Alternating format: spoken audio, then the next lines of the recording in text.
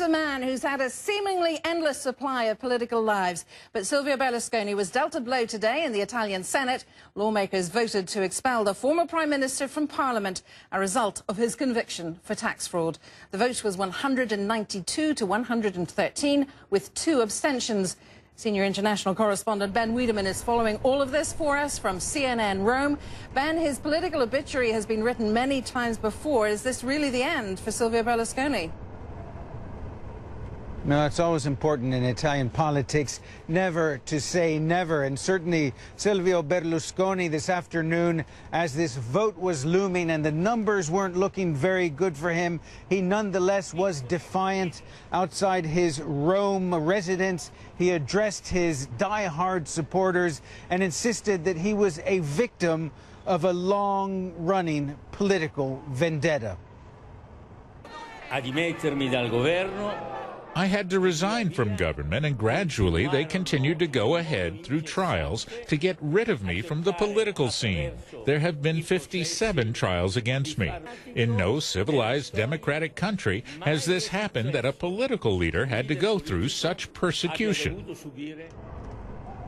And yes, as Mr. Berlusconi said, had to face more than 50 trials. He fought the law time and time again, but this time it appears the law won. He exhausted the appeal process and was convicted of tax fraud. And according to a law that was passed a year ago by the Italian Parliament, including by members of his own party at the time, if you are convicted of a serious crime as a politician, you are automatically expelled from Parliament. And really, Fanula, this is just the tip of the iceberg of Mr. Berlusconi's political problems. He's also he's already been convicted, and he's appealing a conviction for having sex with an underage minor, the famous Ruby Rubacuori, the heart stealer. He's also ordered to stand trial for having bribed a senator to switch sides. He's also accused of abusing his office. So a long list of troubles ahead of him in the legal department. Politically, it's hard to say if he's done.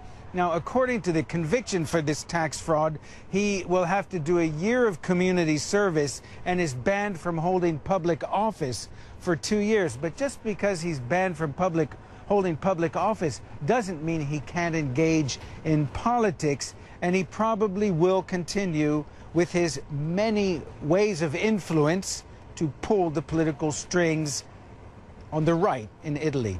Fanula? And as we saw there, hundreds of supporters came out to greet him today as he spoke outside his residence in Rome. How much of that is a reflection of his support in the country? Well, it's understood that he does have his supporters. In terms of percentage, it's hard to say, because the party he was leading before, Popolo della Libertà, the People of Liberty, has actually broken in two.